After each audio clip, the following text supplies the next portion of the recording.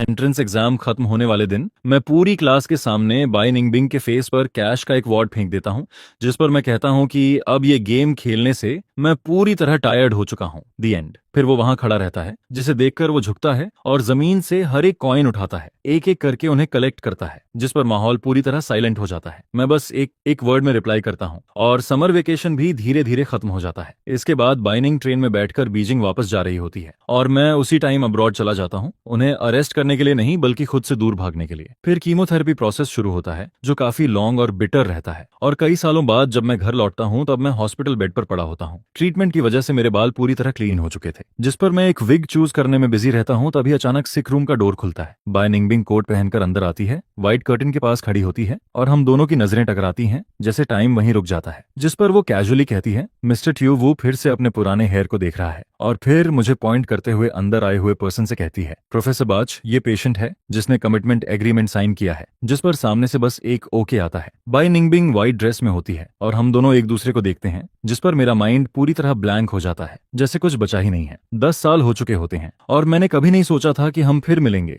लेकिन अचानक जिस पर ट्विस्ट ये होता है कि वो अब मेरा ट्रीटिंग डॉक्टर बन चुका है, और ये सब कहीं ना कहीं मेरे ही एक्शंस का रिजल्ट होता है। वो सही समय पर अंदर आता है और मैं ब्रीदिंग एक्सरसाइज कर रहा होता हूँ, जिस पर मैं जल्दी से उठकर मास्क एडजस्ट करता हूँ, लेकिन मास्क थोड़ा एस्क्यू हो जाता है। उसकी प्रेजेंस वैसी लगती है जैसे कोई फ्लेम हो, जिसे डायरेक्टली देखना मुश्किल होता है, फिर भी उसकी आईज का इफेक्ट फील होता रहता है। उसकी नजरें मुझ पर टिकी होती हैं, कोल्ड और पियर्सिंग, जिसमें जरा भी वार्मथ नहीं होती है, जो पूरी तरह डिफरेंट है उन लाइट आईज से, जो पहले कभी जेंटल और हेल्पलेस लगती थी जब मैं होमवर्क में मिस्टेक करता था। फिर श्याओयू इंट्रोड्यूस करता है, ये प्रोफेसर बाच नंगुंग है, हमारे ग्रुप का मेंबर, जिस पर मेरा ट्रीटमेंट प्लान भी उसी के अंडर होता है। मैं आई कांटेक्ट अवॉइड करता हूँ और वो बस हल्का सा नोट करता है, बिना कुछ बोले। उसके पास खड़ी इंटर्न मेडिकल रिकॉर्ड फाइल पकड़े होती है और वो प्रॉपर तरीके से रिपोर्ट पढ़ती है। शियाओ वुनान, एज 28, 10 साल पहले हेल्थ चेकअप में नेक एरिया में बोन और लिम्फ नोड्स डिटेक्ट हुए थे। इनिशियल डायग्नोसिस ओलिम्चो था, जिस पर आगे की डिटेल्स वो स्किप कर देती है क्योंकि प्रोफेसर ऑलरेडी फेमिलियर होता है। फिर पूछा जाता है, क्या आप इस पेशेंट को जानते हैं? जिस पर मेरा हार्ट तेजी से धड़कने लगता है, जैसे थ्रोट तक आ गया हो, और मैं बिजी होने का दिखावा करता हूँ फोन को होल्ड करके।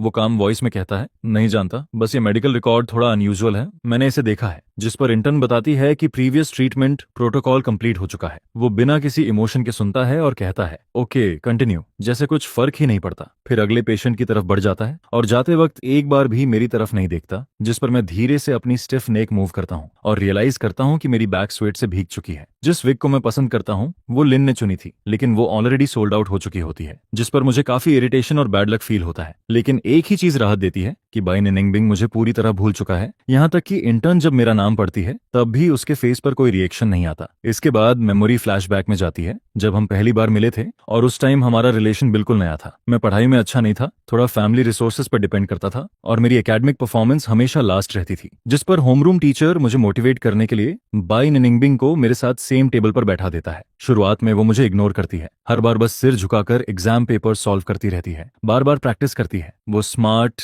इंटेलिजेंट, गुड लुकिंग और वेल मैनर्ड होती है। उसकी ओनली वीकनेस उसकी पॉवर्टी होती है, और मैं ना इंटेलिजेंट ना स्मार्ट। उसके पास बैठना ऐसा लगता है जैसे कोई फोलिस प्रिंस उसके पास बैठा हो। लेकिन धीरे धीरे मेरी फीलिंग्स ग्रो होने लगती हैं, जिस पर बाकी स्टूडेंट्स उसे फ्लावर्स देते हैं और मैं उसे गिफ्ट में अगले 5 सालों के एग्जाम पेपर्स दे देता हूँ, जिसमें यूनिवर्सिटी और 3 साल के प्रैक्टिस एग्जाम्स शामिल होते हैं। उसकी हर चीज मैं ही बाय करता था। उस टाइम सब कुछ बहुत परफेक्ट लगता था, लेकिन असल में मैं पढ़ने में इंटरेस्टेड नहीं था। फिर भी क्लास में डिसिप्लिन्ड बिहेव करता था। मैं उसके पास बैठकर उससे सीखता रहता हूँ और धीरे धीरे 1 साल में मेरे मार्क्स 100 पॉइंट से ज्यादा बढ़ जाते हैं, जिस पर यह पॉसिबल लगने लगता है कि मैं बीजिंग तक एग्जाम क्लियर कर सकता हूँ। लेकिन मैं डिसाइड करता हूँ कि मुझे उससे डिस्टेंस मेंटेन करना है, 1000 माइल्स दूर जाना है। जिस पर अगर एग्जाम के बाद भी सब ठीक रहता तभी सीन वापस हॉस्पिटल में आता है, जहाँ वॉमिटिंग की आवाज गूंजती है और मैं टॉयलेट पकड़कर बैठा होता हूँ। मेरी आईज के सामने अंधेरा छा जाता है और कोल्ड स्वेट से पूरा बॉडी भीग जाता है। मेरा बेस्ट फ्रेंड मेरी बैग थपथपाता है और कहता है, ये हालत ठीक नहीं है, रिएक्शन बहुत खराब है, मैं डॉक्टर को बुलाता हूँ। जिस पर मैं उसका हाथ पकड़कर रोक देता हूँ और कहता हूँ कि जरूरत नहीं है। फिर मुझे याद आता है कि उस साल 27 राउंड्स कीमोथेरेपी के थे और मैं अकेला अब्रॉड था, जिस पर यह सब मैंने खुद सहा था। और अब 10 साल बाद मैं अब भी उसी फाइट को कंटिन्यू कर रहा हूँ, जैसे ये स्ट्रगल अभी भी खत्म नहीं हुआ है। पुरानी बीमारी फिर से रिलैप्स हो जाती है। मुझे नहीं पता ये अब भी कितने टाइम तक रहेगा, मैं और कितने टाइम तक इस सफरिंग को एंड्योर कर पाऊंगा। अगर अगर हर बार ऐसा ही होता रहा और तुम डॉक्टर के पास जाओगे तो लोग परेशान होंगे। जिसे सुनकर वो अनॉयड फील करता है। उसका फ्रेंड भी खुश नहीं होता। वो कहता है कि इलनेस को कंट्रोल करना पड़ेगा, ब्लीडिंग को स्टॉप करना होगा, डॉक्टर ही इसे ट्रीट करेगा। क्या वो वही डॉक्टर है? मैं जाकर उसे ढूंढता हूँ, वो जरूर कोई तरीका निकाल लेगा। जिस पर मैं उसे जोर से पकड़ लेता हूँ और कहता हूँ ग्रैब हिज लेग, लेकिन उसका बेस्ट फ्रेंड उसे रोक देता है। वो कहता है भाई थोड़ा काम डाउन करो, खुद को लकी समझो, उसकी वजह से उन्होंने मुझे पहचान नहीं पाया। अगर पहचान लेते तो शायद वो मुझे 100 बार कीमोथेरेपी करवाती। जिस पर पीछे से एक कोल्ड वॉइस आती है, किसने कहा कि तुम्हें 100 बार कीमोथेरेपी करवानी है? मेरा पूरा बॉडी स्टिफ हो जाता है, मैं हिल भी नहीं पाता और धीरे से पीछे देखने की हिम्मत करता हूँ। जिस पर मेरा भाई राहत की सांस लेता है। वो कहता है प्रोफेसर बाजतेवु,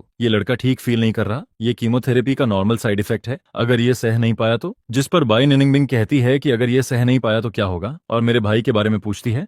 लेकिन मैं कुछ सुन नहीं पाता क्योंकि मेरा माइंड पूरी तरह ब्लैंक हो चुका होता है। मुझे बस उसकी आवाज ही सुनाई देती है और मैं सोचता हूँ क्या सच में ये वही है। फिर वो कहती है ऑफिसर आज रात आएगा, सुबह एंटी न्यूजिया इंजेक्शन देना और कुछ पोक सॉसेज भी लाना। जिस पर वो कैजुअली पूछती है क्या तुम उसे जानते हो प्रोफेसर बाज को? मैं बेड पर लेट जाता हूँ और सब कुछ अनफेमिलियर लगता है। वो पूछती है तुम ये क्यों पूछ रहे हो? प्रोफेसर बाज ऐसी चीजों को हैंडल नहीं करते। इस बार वो स्पेशली ऑफिस में इंस्ट्रक्शंस देने आए थे। फिर कहा जाता है कि डॉक्टर ने नेजल स्प्रे प्रिस्क्राइब किया है और एंटी न्यूजिया शॉट भी दिया गया है। मैं खुद को मिरर में देखता हूँ, मेरा रिफ्लेक्शन बहुत कुछ एंड्योर कर चुका है। इलनेस ने बॉडी को कमजोर कर दिया है, कॉम्प्लेक्शन भी पहले जैसा नहीं रहा है। 10 साल पहले से कंपेयर करूं तो डिफरेंस बहुत ज्यादा है और मुझे लगता है कि शायद अब पहचानना इम्पॉसिबल है। मैं सोचता हूँ क्या भाई निनिंगबिंग की मेमोरी इतनी स्ट्रांग है, लेकिन फिर खुद ही आंसर देता हूँ कि नहीं, वो बस अपने काम में बिजी रहती है। शायद उसके लिए ये सब कुछ मैटर ही नहीं करता, या फिर वो मुझे पहचान कर भी इग्नोर कर रही है। मेरा बेस्ट फ्रेंड बीच में बोलता है हमारे मास्टर बाद सिर्फ 28 साल के हैं, इतनी कम उम्र में प्रोफेसर बन गए। वो कहता है बैचलर से लेकर डॉक्टोरल लेवल तक का सफर उन्होंने पूरा किया है, जो काफी रेयर है। फिर वो मुझसे मजाक में पूछता है क्या तुम प्रोफेसर बाज को प्योर्स कर रहे हो? जिस पर वो खुद ही कहता है कि ये आइडिया छोड़ दो, वो सिर्फ एक ड्रीम गाई है। मेरा बेस्ट फ्रेंड विंक करता है और मुझे देखता है। तभी नर्स की आवाज आती है। वो कहती है इंस्टीट्यूट के हेड एक पोस्ट ग्रेजुएट डॉक्टर हैं जो अब्रॉड से लौटे हैं, पता नहीं कब शादी करेंगे। जिस पर मेरा बेस्ट फ्रेंड ऑकवर्ड स्माइल करता है। मैं अपनी हॉस्पिटल गाउन पकड़ता हूँ और अचानक फील करता हूँ कि बॉडी में एनर्जी फ्लक्चुएट कर रही है, जैसे एक्साइटमेंट और वीकनेस दोनों साथ में हो रहे हैं। नर्स के जाने के बाद मेरा बेस्ट फ्रेंड कहता है श्याव वो सॉरी। जिस पर मैं कहता हूँ कोई बात नहीं। मैं कहता हूँ मैं अब 28 साल का हूँ, 18 नहीं। वो सारे ब्यूटीफुल ड्रीम्स अब मैटर नहीं करते कि कोई कोल्ड गॉडेस टाइप मुझसे प्यार करे। पिछले 10 साल में मैंने ऐसी किसी चीज की जरूरत महसूस नहीं की। उस दिन के बाद मैं बाज से दोबारा नहीं मिलता, लेकिन फिर भी उसके बारे में दूसरों से सुनता रहता हूँ। लोग कहते हैं ये सब उसके लिए छोटी बातें हैं, वो इन चीजों में इन्वॉल्व नहीं होता। एकेडमिक कॉन्फ्रेंस चल रहा होता है और एक्सपेरिमेंटल बेस में रिसर्च भी हो रही होती है। वो इस हफ्ते रूम 1 इंस्पेक्ट करने आई थी, ट्रीटमेंट प्रोटोकॉल गाइड करने के लिए। केमोथेरेपी सेशंस के बीच में पेशेंट्स को घर जाने की परमिशन होती है, इसलिए मैं उससे तब तक नहीं मिलता जब तक अचानक सामने नहीं आ जाता। फिर घर लौटते समय मुझे हाई स्कूल प्रिंसिपल का कॉल आता है। वो पूछते हैं शावू क्या तुम बीजिंग में हो? ट्रीटमेंट कैसा चल रहा है? फोन के दूसरी तरफ बहुत नॉइज होता है, क्राउड की आवाजें आती हैं। तभी क्लास वाइज प्रेसिडेंट बात काटता है। वो पूछता है तुमने अपनी इलनेस के बारे में किसी को क्यों नहीं बताया? अगर क्लास मॉनिटर रिमाइंड नहीं करता तो हमें पता भी नहीं चलता। मैं कहता हूं मैं किसी को परेशान नहीं करना चाहता था। जिस पर वो लोग इंसिस्ट करते हैं कि एड्रेस दो, हम कल मिलने आएंगे, और आखिर में मुझे एड्रेस देना पड़ता है। सालों से ट्रीटमेंट के कारण फैमिली ने बहुत पैसा खर्च किया है और फ्रेंड्स की हेल्प से ही मैं अब तक मैनेज कर पाया हूँ। मैंने कैपिटल में एक छोटा सा घर लिया है जिसकी प्राइस भी रिलेटिवली कम है और उसमें एक छोटा कोर्टयार्ड भी है। अगर हेल्थ अलाउ करे तो मैं वहाँ फ्लावर्स ग्रो कर सकता हूँ और शायद एक डॉग भी रख सकता हूँ। मेरे स्कूल के फ्रेंड्स अलग अलग जगह सेटल हो चुके हैं, कोई सक्सेसफुल है, कोई अभी भी स्ट्रगल कर रहा है। इस बार ज्यादा लोग नहीं आते, बस 5 या 6 लोग ही आते हैं। सब लोग बैग्स लेकर आते हैं, इंग्रेडिएंट्स लेकर। प्लान होता है हॉट पॉट खाने का,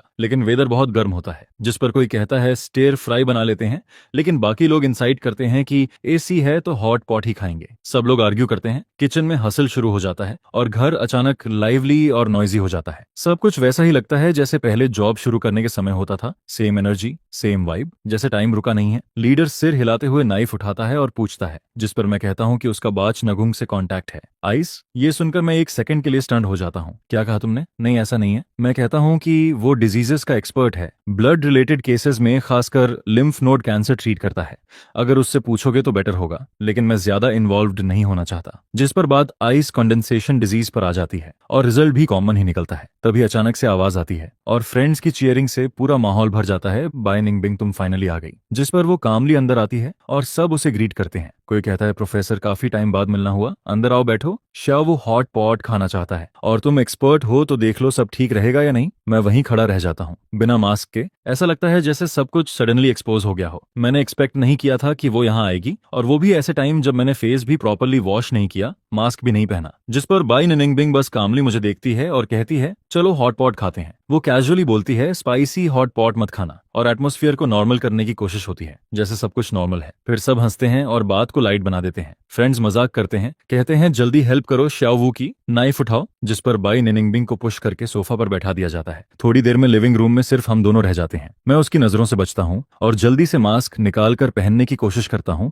लेकिन तभी वो वेजिटेबल काटते हुए स्पून गिरा देती है। जिस पर वो कहती है कि अब पहचान तो हो ही चुकी है, मास्क की जरूरत नहीं है। रूम का एटमॉस्फेयर ऑकवर्ड हो जाता है और मैं बस वहीं खड़ा रह जाता हूँ। फिर ऑकवर्ड होकर हाथ वापस खींच लेता हूँ। वो कहती है मुझे लगा तुमने मुझे पहचाना नहीं, इसीलिए हॉस्पिटल में भी ग्रीट नहीं किया। मैं कहता हूँ इसकी जरूरत नहीं है, हम इतने क्लोज नहीं है कि ग्रीट करें। जिस पर वो सिर झुकाकर कामली वेजिटेबल्स उठाने लगती है। मैं ऑकवर्ड होकर पानी का ग्लास आगे करता हूँ और कहता हूँ पानी पी लो। वो सिंपल सा थैंक यू बोलकर मना कर देती है और मैं भी ज्यादा इंसाइट नहीं करता। मैं मन ही मन सोचता हूँ कि हॉस्पिटल में मैंने कहीं कुछ एम्बेरसिंग तो नहीं किया था। तभी किचन से आवाज आती है, श्याव वो पेपर टॉवेल खत्म हो गया है, एक और ले आओ। जिस पर मैं तुरंत उठता हूँ और कैबिनेट के ड्रॉर में ढूंढने जाता हूँ। ड्रॉर खोलते ही कैबिनेट जोर से हिलता है, ऊपर रखा फोटो फ्रेम भी अनस्टेबल हो जाता है और अगले ही पल वो गिरने लगता है। तभी बाई निनिंगबिंग उसे पकड़ लेती है। बैकलाइट की वजह से उसका एक्सप्रेशन क्लियर नहीं दिखता, लेकिन उसकी प्रेजेंस कोल्ड फील होती है, जैसे वो खुश नहीं है। वो कुछ नहीं कहती और फ्रेम को नीचे रखते हुए उसे ध्यान से देखने लगती है। वो फोटो पुरानी होती है जो मैंने बाच नंगुंग बैंग के साथ ली थी, जिसमें वो सो रहा था और मैं उसके पास था। जिस पर मैं सोचता हूँ कि इसे छुपा लूं या निगल जाऊं, लेकिन फिर ऑकवर्ड हो जाता हूँ। मैं एक्सप्लेन करता हूँ कि ये बस पुरानी याद है और कैजुअली हंसने की कोशिश करता हूँ। जिस पर वो कोल्ड वॉइस में पूछती है कि क्या तुमने पहले भी लड़कों को डेट किया है। ये सुनकर मैं शॉक हो जाता हूँ और हाँ में सिर हिलाता हूँ, लेकिन उसकी शार्प आईज मुझे जैसे बर्न कर रही होती हैं। मेरी स्माइल धीरे धीरे फेड हो जाती है और मैं उसकी तरफ देखने की हिम्मत नहीं करता। मैं टॉपिक बदलने के लिए किचन की तरफ बढ़ता हूँ, लेकिन एटमॉस्फेयर अचानक टेंस हो जाता है और कुछ देर के लिए साइलेंस छा जाता है। जिस पर वो फ्रेम वापस रखती है, कोट पहनती है और बाहर जाने लगती है। मैं पूछता हूँ तुम कहाँ जा रही हो। जिस पर वो कहती है हॉस्पिटल में कुछ काम है। मैं कुछ और पूछने ही वाला होता हूँ, लेकिन वो ऑलरेडी बाहर निकल जाती है और फिर वो एंट्रेंस पर खड़ी होती है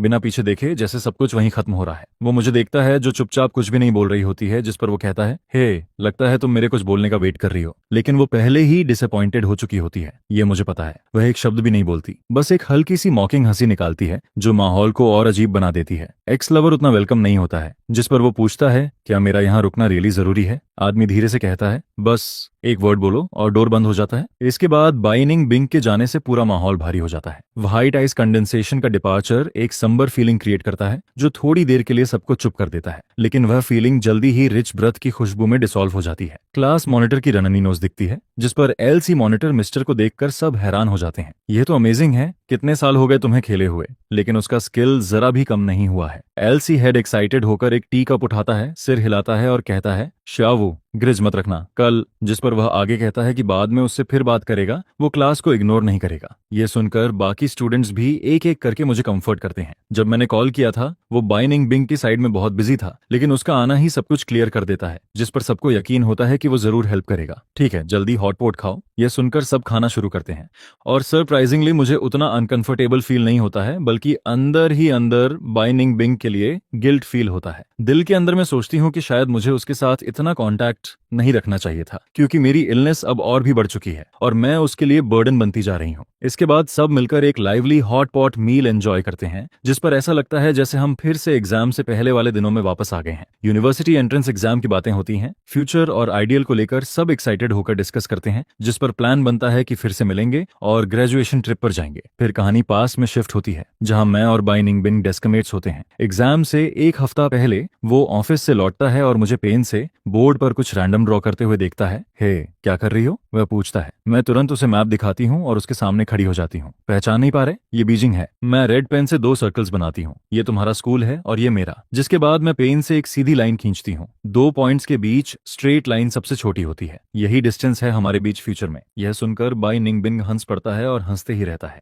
वो कहता है कि वो बीजिंग के एंट्रेंस एग्जाम के लिए अप्लाई करने वाला है। जिस पर मैं पूछती हूँ तुम खुश हो। वो मेरे पास बैठ जाता है और धीरे से मजाक में कहता है कि शायद उसकी लक इतनी अच्छी नहीं है। कुछ दिनों बाद मुझे एग्जामिनेशन रिपोर्ट मिलती है। हेल्थ और टेस्ट रिजल्ट्स दोनों ही इतने खराब होते हैं कि कुछ कहने को बचता ही नहीं है। डॉक्टर पेरेंट्स को सलाह देता है कि मुझे तुरंत बीजिंग लेकर जाओ और डिटेल में चेक कराओ। उस समय सिचुएशन देखकर लगता है कि शायद मैं यूनिवर्सिटी जा ही नहीं पाऊंगी। इसके बाद मैं सप्ली बाई निनिंगबिंग से पूछती हूँ, अगर एक दिन मैं बहुत बीमार हो जाऊं और बीजिंग नहीं जा पाऊं तो तुम क्या करोगे? जिस पर उसका पेन रुक जाता है, वो फ्रॉन करता है और कहता है, क्या तुम ही बीमार हो? फिर खुद ही कहता है कि ये बस एक ऑनलाइन मल्टीपल चॉइस क्वेश्चन जैसा है, सीरियसली आंसर करो।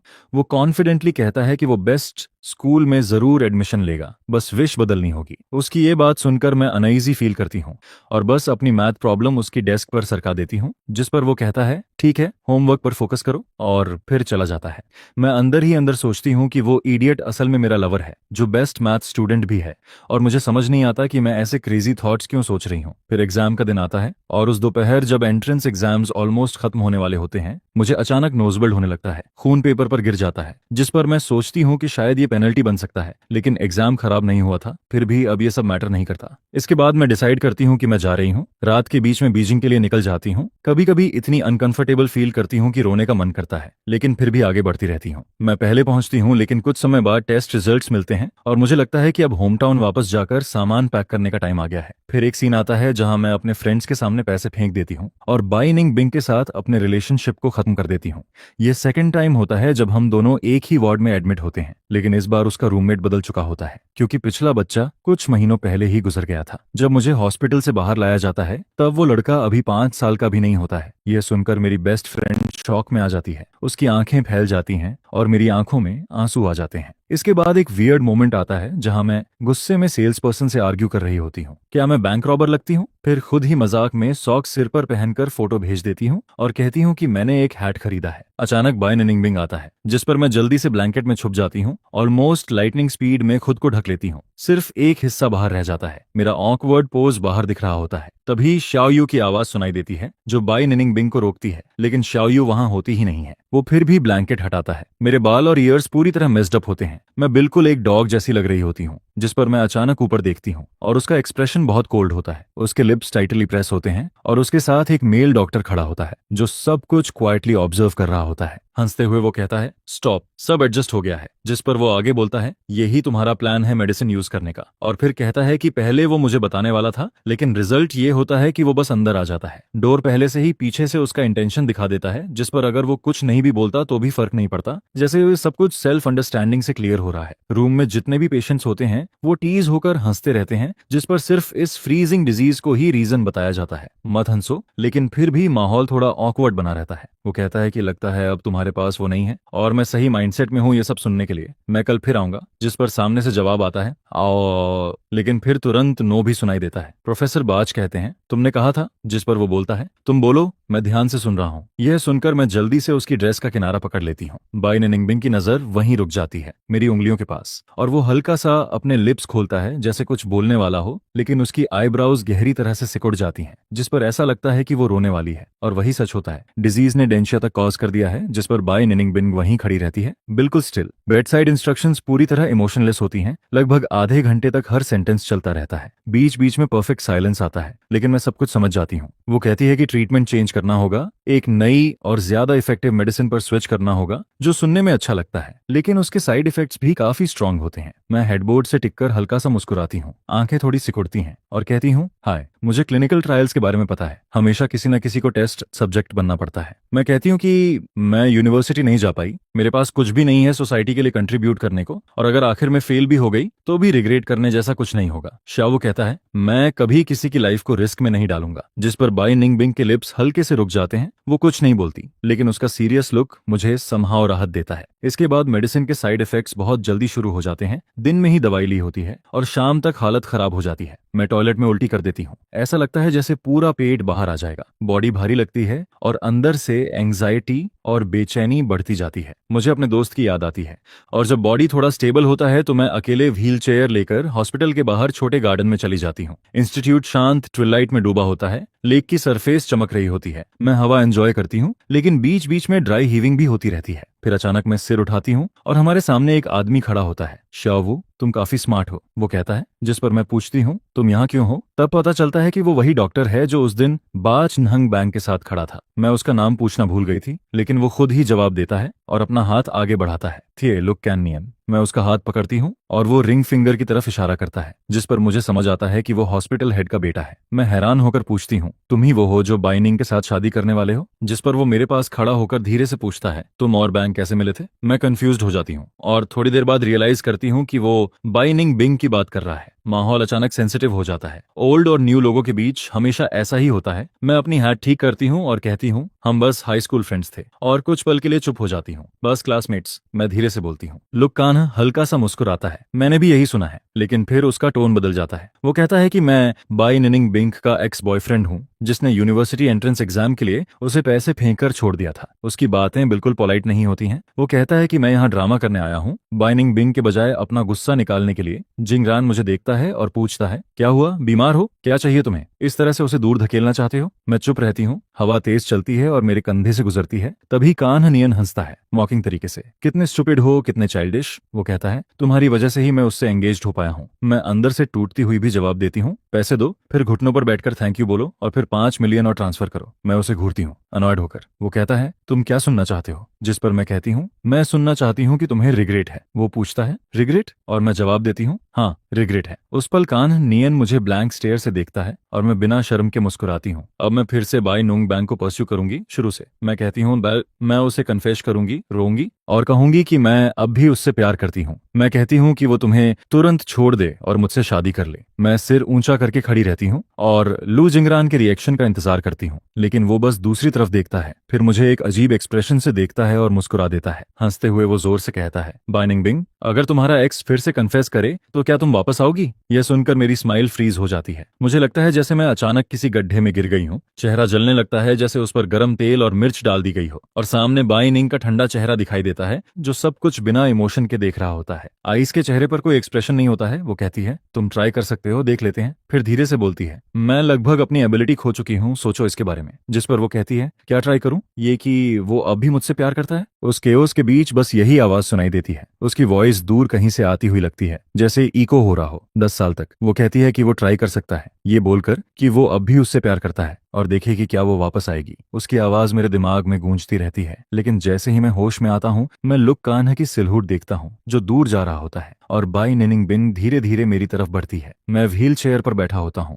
मेरे पैर जैसे 1000 किलो भारी लगते हैं। एम्बैरेसमेंट, इनसिक्योरिटी, शेम, रिग्रेट, सब इमोशंस एक साथ ओवरलैप होकर गले में अटक जाते हैं, जैसे एक बड़ा पत्थर रास्ता रोक रहा हो। बाइनिंग मुझे पुश करती है। हम लेक के किनारे चलते हैं। हवा के साथ उसकी ठंडी और इंडिफरेंट आवाज आती है, हे कुछ बोलोगे नहीं? जिस पर मैं सोचता हूँ, क्या बोलूं? क्या ये कहूं कि जो अभी बोला वो सब नॉनसेंस था? मैं सिर झुका लेता हूँ। वो बस एक फिगर ऑफ स्पीच था। मैं धीरे से बोलता हूँ, अब मैं खुद को और भी छोटा महसूस करता हूँ। बाइनिंग आगे बढ़ती है। शाओयू मुझे टीज करता है, तुम बहुत खुश हो क्या? तुम्हारा लव। जिस पर वो अचानक पूछती है, तुम मुझे इतना चीप कैसे ट्रीट कर सकते हो? मैं तुरंत बोलता हूँ, नहीं मैं मजाक नहीं कर रहा था। मैं एम्ब्रेस्ड होकर सिर झुका लेता हूँ। बस हम आर्ग्यू करना चाहते थे। नेक्स्ट टाइम ऐसा नहीं होगा। मुझे माफ कर दो, ये मेरी प्रॉब्लम है। पहले मैं हमेशा बाई निंगबिंग की इमोशन समझ लेता था। जब वो गुस्सा होती थी तो हंस देती थी, हाय हा हा, और मैं तुरंत अपोलोजाइज कर देता था। लेकिन इस बार वो बिल्कुल नहीं हंसती है। मेरी आंखों में आंसू भरने लगते हैं। वो कहती है कि उसका और लुक कान्हा नियन का एंगेजमेंट हुआ है, लेकिन वो सिर्फ उसके फादर की विश थी। बस करो। वो मेरे पास आकर बैठती है, नीचे झुककर मेरी आंखों में देखती है। आज मैंने ही उसे बुलाया था, वो कहती है। उसकी आवाज हेवी लगती है। जब बात उस पॉइंट तक पहुंची, मैंने उसे सब बता दिया। वो मुझे ध्यान से देखती है और जैसे जैसे वो पास आती है, मेरा दिल तेज धड़कने लगता है। मेरे अंदर गुस्सा और रेजेंटमेंट उठता है। मैं सोचता हूँ कि मैं पहले ही इतना अनलकी हूँ और अब मरते वक्त भी प्रेशर झेल रहा हूँ। कंग्रेचुलेशंस, मैं कड़वे टोन में बोलता हूँ। वो हैरान होकर पूछती है, कहाँ? मैं चिढ़कर कहता हूँ, इसीलिए कहता हूँ तुम स्टूपिड हो। फिर मैं कहता हूँ, मैं आर्ग्यू नहीं करना चाहता, मुझे न्यूजिया हो रहा है। मेरी आंखें लाल हो जाती हैं और आंसू गिरने लगते हैं। मैं कहता हूँ, उस साल जो हुआ उसकी रिस्पॉन्सिबिलिटी मेरी है, मेरी गलती थी। मुझे तुम्हें हर्ट नहीं करना चाहिए था। उस वक्त तुम्हें इंसल्ट करना गलत था। मैं धीरे से कहता हूँ, क्या तुम मुझे अकेला छोड़ सकती हो? बाइनिंग मेरे कंधे पर बैंडेज कस देती है। मैं सिर झुकाकर गहरी सांस लेता हूँ, फिर ऊपर देखता हूँ। वो कहती है, मुझे देखो, क्या तुम्हें लगता है मैं अब भी उन चीजों की परवाह करती हूँ? उसकी आंखें सिकुड़ती हैं। वो थोड़ा ब्लश करती है, मेरा हाथ पकड़कर नीचे रखती है, फिर अपने व्हाइट शर्ट का कॉलर उठाती है। हम इस पॉइंट तक आ चुके हैं। वो कहती है, शाओयू, क्या तुम्हें लगता है मैं ह्यूमिलेशन की परवाह करती हूँ? वो कहती है, क्या तुम्हें लगता है मुझे नहीं पता कि उस साल तुमने ब्रेकअप क्यों किया? फिर वो अपने बारे में बताती है, मैंने मैथमेटिक्स पढ़ा, अब डॉक्टर बन गई हूँ। वो कहती है कि उसने प्यार पाने की अपनी विश छोड़ दी थी। वो मेरे सामने खड़ी होती है, उसकी आंखों में सोरो होता है। मेरा रिजेंटमेंट और बढ़ता जाता है। मैंने इतने साल सफर किया सिर्फ यहाँ तक आने के लिए। मैं सोचता हूँ तुम कैसे एक वर्ड बोलकर मुझे दूर भेज सकती हो। मैं शॉक हो जाता हूँ। सच में? वो बताती है कि उस एक्सपेरिमेंट के रिक्रूटमेंट के लिए उसने क्लास मॉनिटर से मुझे कॉल करवाया था। उसे पता था कि मैं जरूर आऊंगा। मेरा दिमाग कंफ्यूज हो जाता है। मैंने ये बात सिर्फ क्लास मॉनिटर को बताई थी और उससे सीक्रेट रखने को कहा था। क्या उसने सब बता दिया? मैं सोचता हूँ। हवा तेज हो जाती है, दूर से नर्स की आवाज आती है। हम वापस रूम में आते हैं। बाइनिंग अपनी इमोशंस दबाती है। शावू, ऐसे गिव अप मत करो, वो कहती है। मैं कहता हूँ मैं तुमसे लड़ने नहीं वाला, लेकिन मैं तुमसे भागूंगा भी नहीं। इसके बाद जब मैं बाहर से वापस आता हूँ, मैं बस बेड पर बैठा रहता हूँ, ब्लैंक। मेरी बेस्ट फ्रेंड मेरे सामने हाथ हिलाती है। क्या हुआ? ऐसे क्यों हो जैसे सोल खो गया हो? वो पूछती है। मैं बस कहता हूँ बाइनिंग बिन पागल है, और चुप हो जाता हूँ। वो मेरी लाल सूजी आंखों को देखती है जैसे कुछ याद करने की कोशिश कर रही हो। फिर कहती है वो लड़का सच में बेवकूफ है, और आज के बारे में पूछती है। उसके जाने के बाद मैं क्लास मॉनिटर को कॉल करता हूँ। हेलो शावू, क्या हुआ? वो पूछता है। मैं कहता हूँ मैंने बाइनिंग बिंग के बारे में सपना देखा, जिस पर वो अचानक चुप हो जाता है। साइलेंस छा जाता है। फिर वो कहता है शावू, सॉरी, मैंने उसकी स्टोरी बाचनुंग बैंक को बता दी। ये सुनकर मैं साई करता हूँ। मुझे पता है। मैं कहता हूँ वो घबराया हुआ लगता है। मुझे पता था ये गलत है, लेकिन उस समय वो बहुत अर्जेंट था। वो कहता है तुमने उसे पैसे दिए और चले गए? वो हमेशा, और उसकी आवाज धीरे धीरे फेड हो जाती है। आइस नीचे तक ब्लॉक कर देती है, जिस पर वो पूरे हफ्ते ऊपर ही रहते हैं। क्राउड भी वहीं इकट्ठा होता रहता है और एडमिशंस ऑफिस के टीचर्स भी साथ में आ जाते हैं। पेरेंट्स इसे अचीवमेंट समझते हैं, जैसे कुछ बड़ा हासिल हो गया हो। हम लोग ऑलमोस्ट पार्टी जैसा फील करते हैं, सेलिब्रेट भी करते हैं। लेकिन सबसे इंपॉर्टेंट इशू ये होता है कि सिर्फ एक दिन में उसका 5 इयर्स का वेट कम हो जाता है, जिस पर अगर कोई उसे उस हालत में देखे तो वो छुपा भी नहीं पाएगा। बाद में पता चलता है कि उसने अपना डिसीजन बदल लिया था, जिस पर मेरे दिल में भी अजीब सा फील होता है। बिल्कुल अच्छा नहीं लगता है। मैं सोचती हूँ कि शायद तुम मुझे रिजेंट करोगे, इसी वजह से मैंने इतने साल कुछ कहा ही नहीं। लिटिल वू, सुन रहे हो? वो पूछती है, जिस पर मैं आंखों में आंसू लेकर कहती हूँ हाँ सुन रही हूँ। वो कहती है मैं तुम्हें में ब्लेम नहीं कर रही, और फिर कहती है कि ठीक है, सॉरी डिस्टर्ब करने के लिए। जिस पर मैं बोलती हूँ नहीं, बिल्कुल नहीं। फिर वो कहती है कि रिलेशनशिप तुम्हारा अपना मैटर है, चलो इसको प्रॉपर्ली डिस्कस करते हैं। तभी फोन बजता है। रूम में साइलेंस छा जाता है। मैं फोन को कसकर पकड़ती हूँ, चेस्ट टाइट हो जाती है और शार्प पेन फील होता है। हॉस्पिटल रूम की पिच ब्लैक रात में दबे हुए रोने की आवाज गूंजती है। मैं खुद को कंप्रेस होते हुए महसूस करती हूँ। मुझे लगता है मैं एक फूल हूँ जो खुद को सही समझता है और सब कंट्रोल में रखना चाहता है, लेकिन अब सब खत्म हो चुका है। मुझे लगा था कि मैंने सब कुछ सीक्रेट रखा है, सब लोग अच्छे थे, लेकिन असल में सबसे इंपॉर्टेंट पर्सन को शुरू से ही सब पता था। अचानक पेशेंट रूम का डोर खुलता है। बाइनिंग बिंग दरवाजे पर खड़ी होती है। हमारी आंखें मिलती हैं। दोनों की आंखों से आंसू बह रहे होते हैं। उसका चेहरा टेंस होता है। वो जल्दी से अंदर आती है। क्या हुआ? तुमने उसे देखा? वो कहाँ है? उसके इमोशंस कंट्रोल से बाहर होते जा रहे होते हैं। मैं खुद को रोक नहीं पाती। अचानक वो फूट फूट कर रोने लगती है। तुमने अपना डिसीजन क्यों बदल लिया पुष्पे?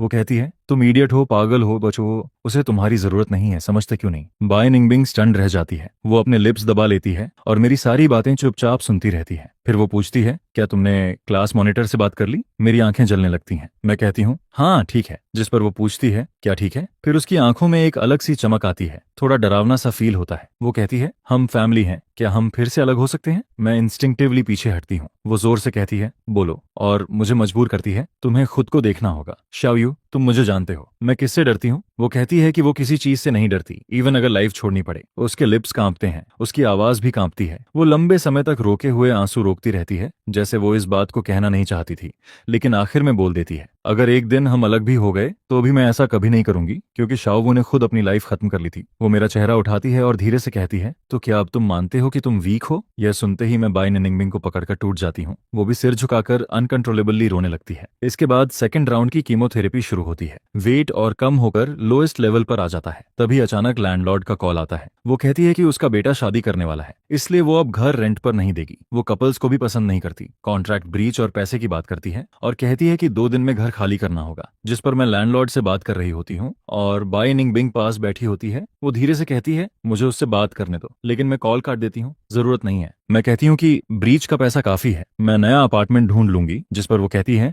हमारा नया घर है, वहीं शिफ्ट हो जाओ, हॉस्पिटल भी पास रहेगा। मैं थोड़ा ऑकवर्ड फील करती हूँ, हेजिटेट करती हूँ, क्या मैं तुम्हें डिस्टर्ब कर रही हूँ? जिस पर वो कहती है बिल्कुल नहीं, और इस तरह मैं उसके अपार्टमेंट में शिफ्ट हो जाती हूँ। बाच निगुंग बैंक का अपार्टमेंट कॉम्प्लेक्स काफी अच्छा होता है, हॉस्पिटल के पास ही होता है। अपार्टमेंट बड़ा नहीं होता, लेकिन डिजाइन बहुत स्पेशियस होता है। मेरे पुराने रेंटेड रूम से कई गुना बेहतर लगता है। बाय निंगबिंग काम पर जाती है, मुझे हनी देती है, पासवर्ड बताती है और कहती है कि कंपनी से सामान सामान शिफ्ट करवा देगी, बाकी चीजें वो खुद लेकर आएगी। मैं घर में खड़ी होकर सिर खुजलाती हूँ। मुझे खुद यकीन नहीं होता कि मैं ऐसे ही उसके साथ रहने आ गई हूँ। पहली बार मैं उसके प्राइवेट स्पेस में होती हूँ। बहुत कॉशियस फील करती हूँ, इधर उधर देखने की भी हिम्मत नहीं होती। मैं सोफा पर सीधी बैठती हूँ, हेल्प मांगने का सोचती हूँ, लेकिन वो काम में बिजी होती है और रिप्लाई नहीं देती। मेरे दिमाग में बहुत सारे सवाल चलते रहते हैं। मैं एक साइड वाले रूम में जाती हूँ, लगता है मास्टर बेडरूम है। मैं तुरंत डोर बंद कर देती हूँ, फिर दूसरा रूम खोलती हूँ और अपना सूटकेस वहां रख देती हूँ। धीरे धीरे शाम हो जाती है। मैं डिनर तैयार करती हूँ, टेबल पर बाउल रखकर बैठ जाती हूँ। वेट करते करते मुझे पता ही नहीं चलता और मैं सो जाती हूँ। जब बाई निनिंगबिंग डोर खोलकर अंदर आती है, मैं सोफा पर आधी लेटी हुई होती हूँ, जैसे डे ड्रीम कर रही हूँ। मेरे बाल एक तरफ झुके होते हैं, विग हिल रही होती है जैसे गिरने वाली हो। वो पास आती है, तभी मैं अचानक से चौंक कर उठ जाती हूँ। तुम आ गई?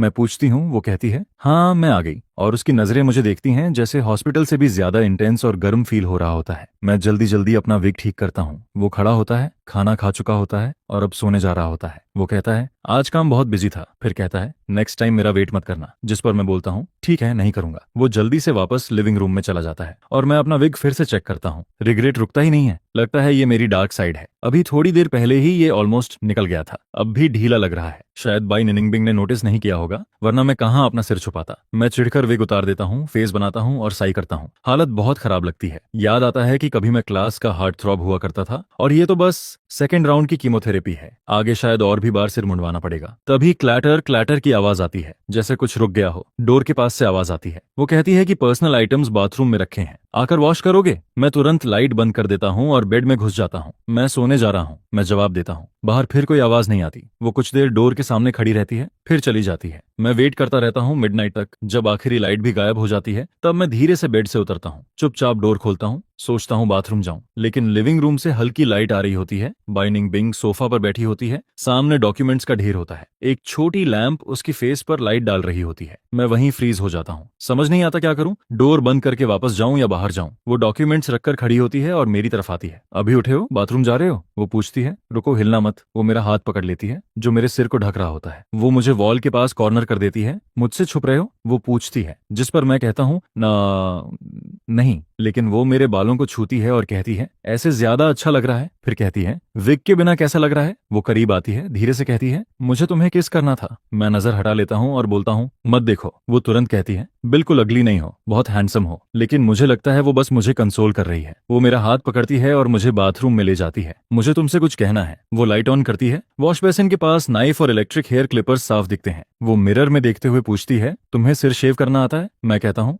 अभी नहीं करना चाहता, अभी तो थोड़े बाल हैं। लेकिन वो रिबन निकालकर मुझे देती है। प्लीज मेरी हेल्प करो, मेरे बाल शेव कर दो। मैं उसे देखता हूँ और दिमाग में उसकी बाल्ड इमेज आ जाती है। थोड़ा अजीब लगता है, लेकिन वो फिर भी खूबसूरत लगती है। मैं मशीन ऑन करता हूँ, बजिंग साउंड आती है। मेरी आंखें जलने लगती हैं, रोने का मन करता है। वो मेरा हाथ पकड़कर कहती है, ठीक है, आओ आओ। उसका हाथ स्टेडी होता है। धीरे धीरे उसके बाल गिरते जाते हैं, जमीन पर बिखर जाते हैं। काफी देर बाद सब खत्म हो जाता है। वो खड़ी होकर मेरी तरफ देखती है, उसकी आंखें लाल होती हैं। फिर वो झुककर मेरे लिप्स पर हल्का किस करती है। अब तुम भी शेव कर सकते हो। वो कहती है, मैं हमेशा तुम्हारे साथ हूँ। मैं अंदर से कुछ अजीब फील करता हूँ। वो कहती है, अब मैं तुमसे रिजेंट नहीं करती, क्योंकि तुमने भी मेरे लिए ये किया है। और वो रोते हुए हंसती है। इसके बाद जब हम बाहर जाते हैं, मैं विग खरीदता हूँ, एक अपने लिए और एक बाई निंग के लिए। जब लोग उसे देखते हैं तो शॉक्ड हो जाते हैं, लेकिन वो हैप्पीली उसे एक्सेप्ट कर लेती है। इसके बाद वो लोग सिर्फ घर पर ही विग उतारते हैं। कुछ महीने जल्दी जल्दी गुजर जाते हैं। ट्रीटमेंट कंप्लीट हो जाता है, कंडीशन स्टेबल हो जाती है और डिजीज आगे नहीं बढ़ती है। गुड न्यूज आती है, क्लास मॉनिटर कंग्रेचुलेट करता है। एक छोटा गैदरिंग प्लान होता है। वो इस बार हेल्थ कैसी है? वो पूछता है और कहता है कि अभी उसे इनवाइट नहीं करेंगे,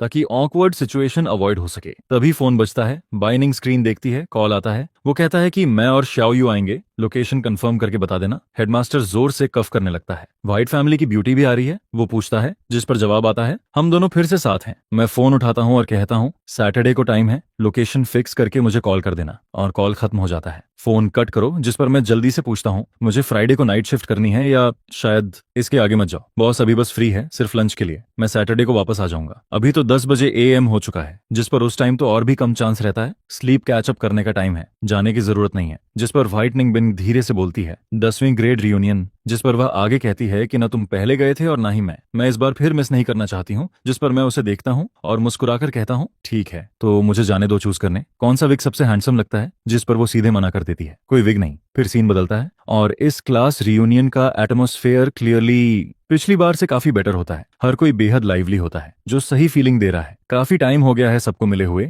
जिस पर जैसे ही मैं और बाच अंदर एंटर करते हैं, निंग बिंग तुरंत अटेंशन का सेंटर बन जाती है और सबके डिस्कशन का मेन टॉपिक भी वही बनती है, जिस पर सब लोग घेर लेते हैं और पूछते हैं, तुम दोनों कब फिर से साथ आए? किसने पहले इनिशिएटिव लिया? पिछली बार तुम दोनों के बीच क्या हुआ था? क्या तुम लोग आर्ग्यू कर रहे थे? यह सुनकर मैं बिल्कुल स्पीचलेस हो जाता हूँ। समझ नहीं आता कहाँ से शुरू करूँ। जिस पर व्हाइट निंग बिंग बहुत कामली बोलती है, रिलैक्स। एक एक करके आंसर देते हैं। फिर वो कहती है, हम कुछ महीनों पहले ही फिर से साथ आए हैं। और आगे बताती है कि इनिशिएटिव उसने लिया था। पिछली बार गलती उसकी थी। वो हमेशा उस पर गुस्सा हो जाती थी, जिस पर सब लोग मुस्कुराने लगते हैं और पुराने सालों की सारी बातें फिर से सामने आने लगती हैं। जिस पर कोई कहता है, उस साल सबसे पहले मुझे पता चला था कि शाओ यू को फ्रीज चीजें पसंद हैं। जिस पर दूसरा तुरंत बोलता है, हाँ, उसने खुद एडमिट किया था। जिस पर फिर कोई पूछता है, सर आपको मुझसे पहले कैसे पता चला? जिस पर वो हंसते हुए बोलता है कि उसने शाओ यू को सीक्रेटली देखते हुए पकड़ लिया था। फिर वो बताता है कि आइसक्रीम मशीन उस तरफ बंद हो गई थी और उसने देखा कि शाओ यू पूरी तरह से लॉस्ट था। काफी देर तक बाई निंगबिंग की फोटोज को देखता रहा। यह सुनकर सब चौंक जाते हैं और पूछते हैं ये कब हुआ था? जिस पर जवाब आता है, नोटिस बोर्ड पर जो 10वीं ग्रेड रैंकिंग लगी थी, उसी में बाई निंग बिंग की सबसे ब्यूटीफुल फोटो फर्स्ट रो में लगी थी। जिस पर उसकी नजरों के नीचे मेरा फेस लाल हो जाता है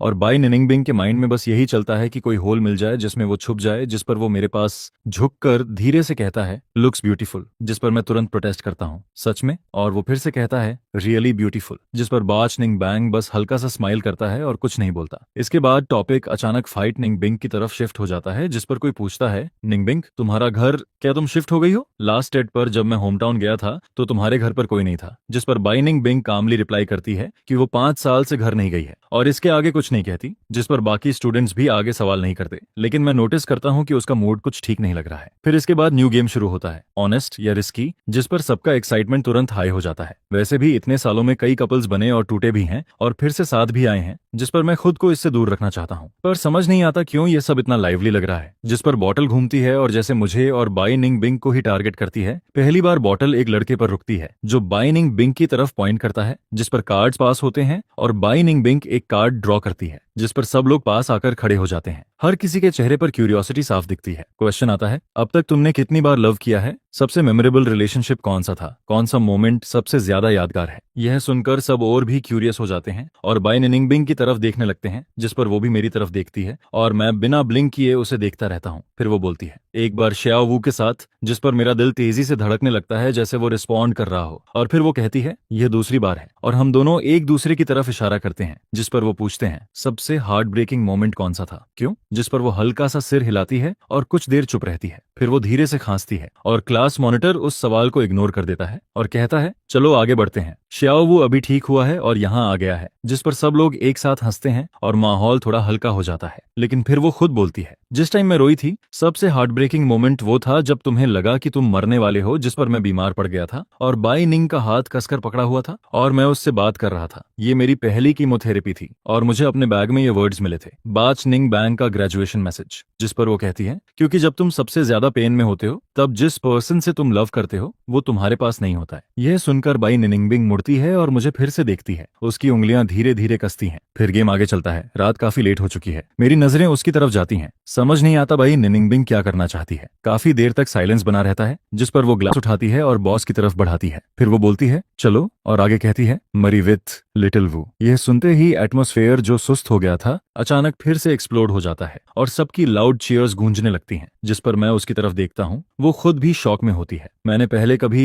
इतनी दूर तक सोचने की हिम्मत नहीं की थी कि निंग बिंग से शादी करने की होप करूं, लेकिन इस मोमेंट में सब कुछ रियल लगने लगता है। जिस पर कोई चिल्लाता है, अगर ज्यादा ड्रंक हो गए तो कोई रोक नहीं पाएगा, चलो न्यू लीव्स को सेलिब्रेट करते हैं। हमारी आंखों के सामने हमारी लव स्टोरी का एक नया एंड शुरू होता है। 10 साल बाद क्लास प्रेसिडेंट थोड़ा जल्दी बोल देता है ये सब, जो शायद मजाक के लिए कहा गया था। जिस पर मैं बस हाँ में सिर हिलाता हूँ और कहता हूँ, सही है। फिर मैं देखता हूँ कि अब MC हायर करने की भी जरूरत नहीं है, हम खुद ही शुरू कर सकते हैं। जिस पर सब लोग जोर से हंसने लगते हैं और फिर धीरे धीरे टैक्सीज के साथ सब एक एक करके जाने लगते हैं और आज रात का सारा एक्साइटमेंट खत्म होने लगता है। क्लास मॉनिटर आंख मारता है, वो मेरे और बाई निंग बिंग के कंधे पर हाथ रखता है और कहता है कि तुम दोनों को साथ रहना चाहिए, ये बहुत अच्छा है। मैं तुम्हारी सेलिब्रेशन वाइन पीने का इंतजार कर रहा हूँ। जिस पर हम दोनों बस खड़े रहते हैं और क्लास मॉनिटर की बैग को देखते हैं जो धीरे धीरे दूर चला जाता है। सडनली मुझे ऐसा फील होता है जैसे मैं उसे देख पा रहा हूँ वेडिंग सेरेमनी, जिस पर वो होस्ट बना हुआ है। प्रोग्राम और अपीयरेंस से पूरा एटमॉस्फेयर स्टीयर कर रहा है और वहाँ की हवा भी अलग फील हो रही है। जिस पर मैं धीरे से बाज का हाथ पकड़ता हूँ। नूंग बैंग रुकती है और पूछती है, अंकल और डियन क्या हुआ? जिस पर मैं कहता हूँ, उनकी चिंता मत करो, उसने थोड़ी अल्कोहल ली है इसलिए थोड़ा टिप्सी है। फिर जब हम घर आते हैं मैं उसके आर्म्स में लेट जाता हूँ और वो जल्दी ही सो जाता है। मुझे नहीं पता कितना टाइम बीत गया। काफी देर बाद अपने ड्रीम में मुझे सुनाई देता है कि भाई निनिंगबिंग फोन पर बात कर रही है। उसकी आवाज शार्प और कोल्ड होती है, जैसे किसी अनहर्ड एनिमी से भरी हुई हो। जिस पर मैं बेड से नीचे उतरता हूँ और चुपचाप साइड में खड़ा होकर सुनता हूँ।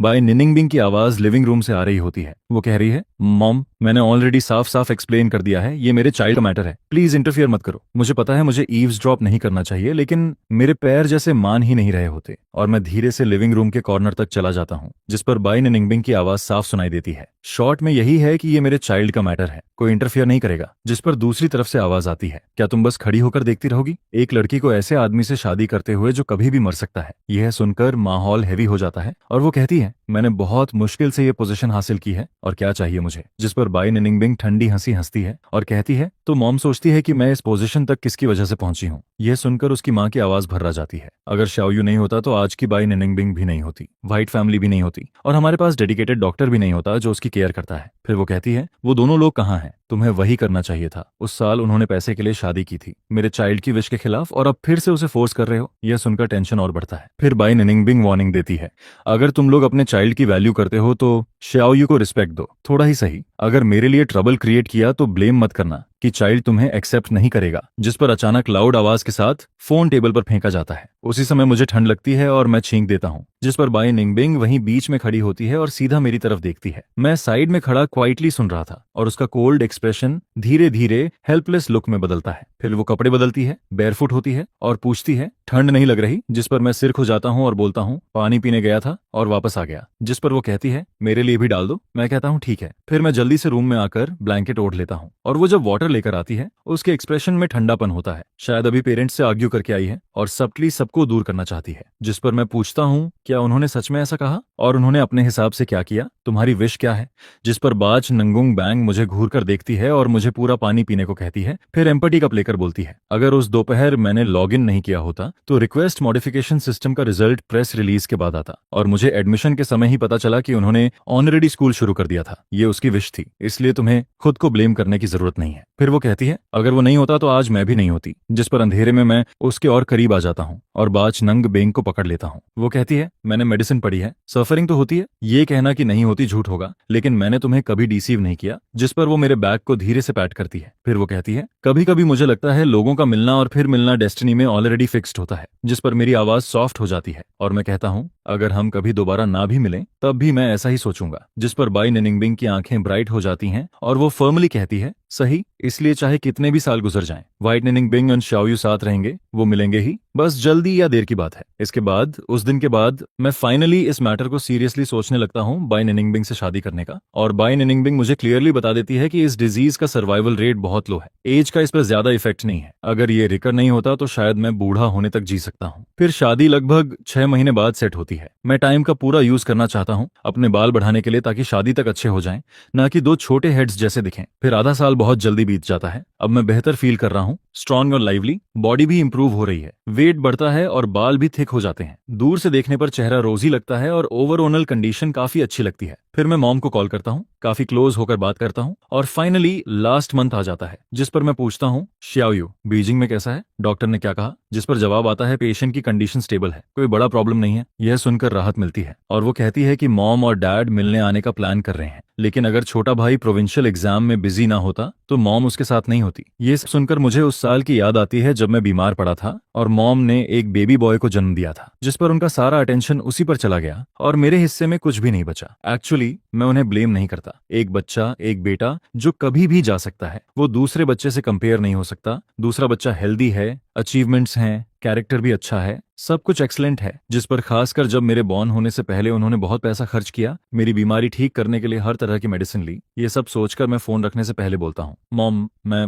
जल्दी शादी करने वाला हूँ। जिस पर मॉम अचानक बोलती है, शादी कोई है? तुम शादी करने वाले हो? उसकी आवाज सरप्राइज से भरी होती है जिसे वो छुपा नहीं पाती। जिस पर मैं कहता हूँ, हाँ उसे मेरी बीमारी के बारे में पता है। मॉम जानती है, वो अभी बीजिंग में ब्लड डिजीज स्पेशलिस्ट है। ये सुनकर वो खुश हो जाती है। फिर वो कहती है, अच्छा है, मॉम और डैड को कोई प्रॉब्लम नहीं है, कोई है जो तुम्हारा ख्याल रखेगा तो हमें भी पीस मिलेगा। जिस पर वो पूछती है, डेट फिक्स हुई क्या? वेडिंग कहाँ होगी? जिस पर अचानक वो कहती है, रुको, छोटे भाई के लिए खाना तैयार किया है, बाकी बातें बाद में करेंगे, ठीक है? यह कहकर फोन कट हो जाता है। जिस पर फोन की बीप साउंड के साथ पेरेंट्स से मिलने वाली बात मेरे गले में ही अटक जाती है। बाइनिंग बिंग मेरा हाथ पकड़ लेती है और पूछती है, उन्होंने क्या कहा? जिस पर मैं सिर उठाता हूँ और काफी देर तक चुप रहता हूँ। फिर धीरे से कहता हूँ, उन्होंने मुझे बच्चे के साथ ही बड़ा किया, लेकिन किसी ने मुझे बताया नहीं। जिस पर मैं कहता हूँ, शुरू से ही उनके पेरेंट्स हमेशा उसके साथ थे। जब छोटा भाई पैदा हुआ तो पेरेंट्स उसे लेकर जाते थे और मैं ट्रीटमेंट के लिए जाता था, और आखिर में बस यही रह गया कि मैं हर हफ्ते अकेले डॉक्टर के पास जाता हूँ। फिर हर महीने, फिर हर 6 महीने में एक कॉल होती है। जिस पर मैं कहता हूँ, आज घर में एक छोटा डॉग भी पाल रखा है और मुझे किसी ने बताया तक नहीं। अपने ही घर में बड़े बेटे होकर भी मैं समझ नहीं पाता ये कैसा फील है। जिस पर बाइनिंग बिंग सब समझ जाती है और मेरा हाथ कसकर पकड़ लेती है। फिर वो कहती है, शादी दो लोगों के बीच की बात है, हमें खुद डिसाइड करना चाहिए, ठीक है? जिस पर मैं हाँ में सिर हिलाता हूँ और फाइनली वेडिंग बीजिंग में डिसाइड होती है। कोई ग्रैंड सेरेमनी नहीं होती। जिस पर जियांग सिर्फ उस दिन शाम को आता है जब हम पेपर्स रिसीव करते हैं। मैरिज रजिस्टर करते टाइम हम क्लासमेट्स और फ्रेंड्स को बुलाते हैं और सब साथ में खाना खाते हैं। क्लास मॉनिटर फिर इमोशनल होकर रो पड़ता है। जिस पर वो इंसिस्ट करता है कि वो गाइड बनेगा और वहीं प्रोग्राम हैंडल करेगा। जिस पर सब लोग उसे रोक नहीं पाते और उस दिन का एटमॉस्फेयर बहुत अच्छा होता है। क्लास प्रेसिडेंट की लीड में मैं और बाय निंगबिंग एक छोटी वेडिंग सेरेमनी जैसा फील करते हैं, जिस पर हमें फ्रेंड्स और क्लासमेट्स की तरफ से ब्लेसिंग्स और सिंसियर विशेस मिलती हैं। एक फ्रेंड बाय निंगबिंग का स्लीव पकड़कर उससे प्रॉमिस करवाता है कि वो मुझे अच्छे से ट्रीट करेगी, जिस पर सब लोग हंसते हैं और माहौल लाइट हो जाता है। फिर अगले दिन मैं और बाच निगोंगबांग हनीमून ट्रिप शुरू करते हैं। हम दोनों डिसाइड करते हैं कि अलग अलग प्लेसेस पर जाएंगे, बहुत सारी फोटोज लेंगे और घर की दीवार पर लगाएंगे। जिस पर अगले कुछ सालों में हम पूरे कंट्री में ट्रैवल करते हैं।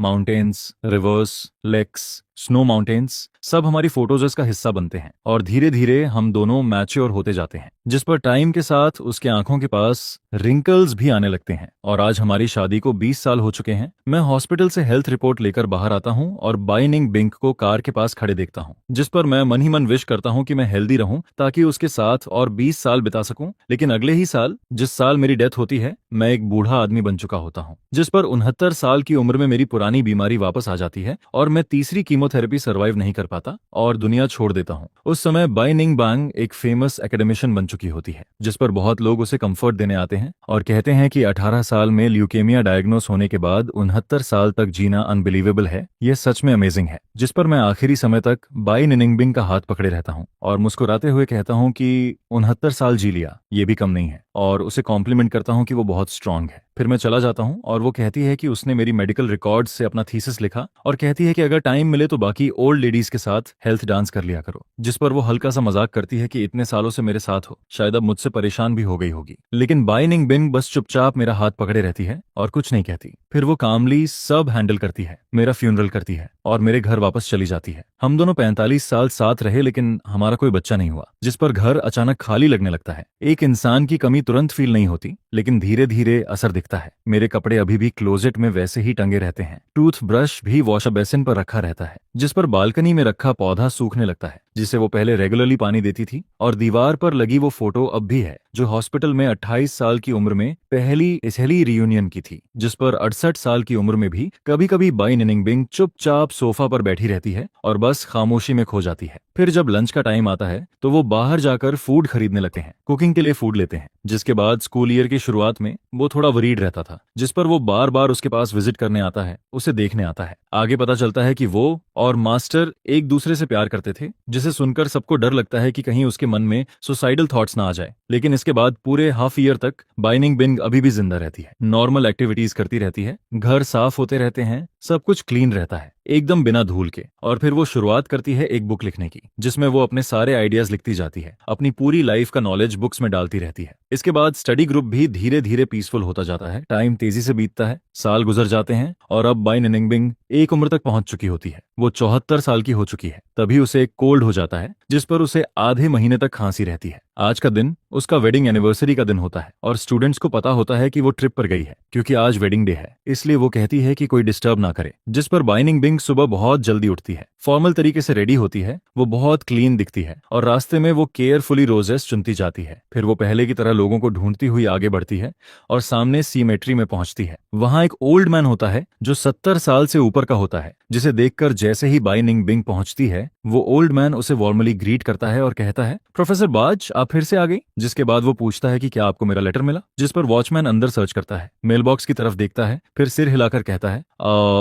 आज नहीं, कोई लेटर नहीं है। यह सुनकर बाई निंगबिंग हल्का सा नोट करती है और फिर सीधा अंदर चली जाती है। फिर वो ग्रेव के पास पहुंचती है, पहले रोज से ढकी हुई चीज को नीचे रखती है, फिर टॉम्बस्टोन के पास बैठ जाती है। जिसके बाद वो अपनी शर्ट के अंदर से कुछ निकालती है जिन्हें उसने इंटैक्ट प्रिजर्व करके रखा होता है। हर लेटर प्रोटेक्टिव चेन बैग्स में रखा होता है, एक भी कोना मुड़ा हुआ नहीं होता है। ये सब वो लेटर्स होते हैं जो उसकी डेथ से पहले के होते हैं। फिर उसे याद आता है कि सेमेस्ट्री केयरटेकर को उसने पहले इंस्ट्रक्ट किया था कि अगर वो उसे मिलने ना आए तो कुछ भी लाने की जरूरत नहीं है, बस ये लेटर्स उसे दे देना, क्योंकि ये इंपॉर्टेंट है। ये दिखाता है कि उसने अपनी नई लाइफ शुरू कर दी है, लेकिन अगर वो फिर भी आती रहे तो उसे ये वाइट दे देना। जिसके बाद निंगबिंग पहला लेटर खोलती है जिसे वो पहले ही याद कर चुकी होती है, लेकिन फिर भी वो उसे वर्ड बाय वर्ड पढ़ती जाती है। बचनगुंगबांग, क्या तुम मुझे मिस करके पागल हो रहे हो? नहीं, चलो मुझे पता है तुम क्या सोच रहे हो। याद है तुमने क्या प्रॉमिस किया था? तुम्हें अच्छी लाइफ जीनी है। कुछ दिन पहले मेरे स्टूडेंट्स मेरे पास कंप्लेन करने आए थे, जियांग एक डिफिकल्ट प्रॉब्लम फेस कर रहा है, इसलिए ह्यूमैनिटी के डेवलपमेंट के लिए तुम्हें कोशिश करते रहना होगा। और तुम्हारा ऑर्किड कैसा है उसका ध्यान रखना, विंटर में उसे अंदर रखना, समर में डायरेक्ट सनलाइट से बचाना, थोड़ा पानी देना, बस थोड़ा सा। फिर आगे लेटर में कुछ रैंडम बातें भी होती हैं जिसमें वो याद करती है कि कुछ साल पहले उन्होंने कॉ कैंप में बीफ हॉटपॉट खाया था जो बहुत टेस्टी था, जिसे याद करके वो कहती है कि काश एक बार फिर जा पाते। इसके बाद बाई निंगबिंग मुस्कुराती है, हंसती है और इमेजिन करती है कि वो ये सब बातें कैसे बोल रहा होगा। बार बार उसकी आवाज जैसे जिंदा महसूस होती है। फिर दूसरा लेटर आता है जो सेकंड ईयर का होता है, जिसमें कुछ मजाक और पर्सनल बातें लिखी होती हैं और बीच बीच में थोड़ी नॉनसेंस बातें भी होती हैं। इसके बाद लास्ट लेटर आता है जो पिछले साल का होता है, जिसमें लिखा होता है, तुम हर साल क्यों आती हो? लाइफ इतनी बोरिंग हो गई है क्या? क्या तुम एक डेड पर्सन से बात करने आती हो? जिस पर वो आगे लिखता है, प्रोफेसर अब क्या करें,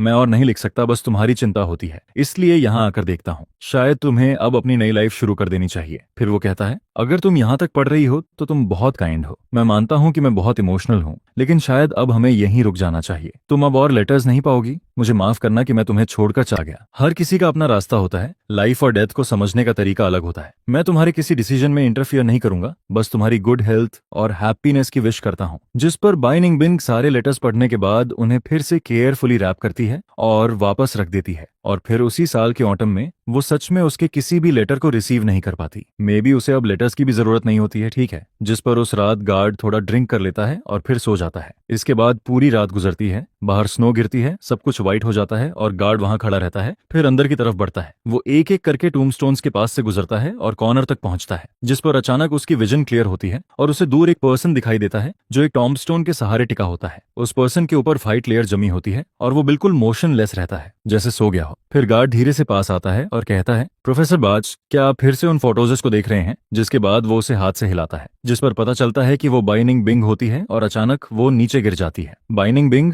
जो अब 74 साल की हो चुकी होती है, 5 साल की सेपरेशन के बाद ठंडी हवा में चुपचाप गिर जाती है। आगे बाच नगुंग को ऐसा फील होता है जैसे धुंध के बीच उसे एक शैडो दिखती है, जैसे शाओयू की अपीयरेंस सामने आ रही हो। वो एक वार्म ब्राइट लाइट की तरह मुस्कुराता है और उसे दूर से हाथ हिलाता है, जिस पर बाई निंगबिंग हवा को चीरते हुए उसकी तरफ बढ़ती है और दोनों के 10 फिंगर्स आपस में टाइटली इंटरट्वाइन हो जाते हैं। फिर लोगों की मीटिंग और रियूनियन का ये मोमेंट सामने आता है जो डेस्टिन्ड लोगों के लिए पहले से तय होता है। और आखिर में बाई निंगबिंग और शाओयू का साथ होना सिर्फ टाइम की बात रह जाती है, चाहे जल्दी हो या देर से।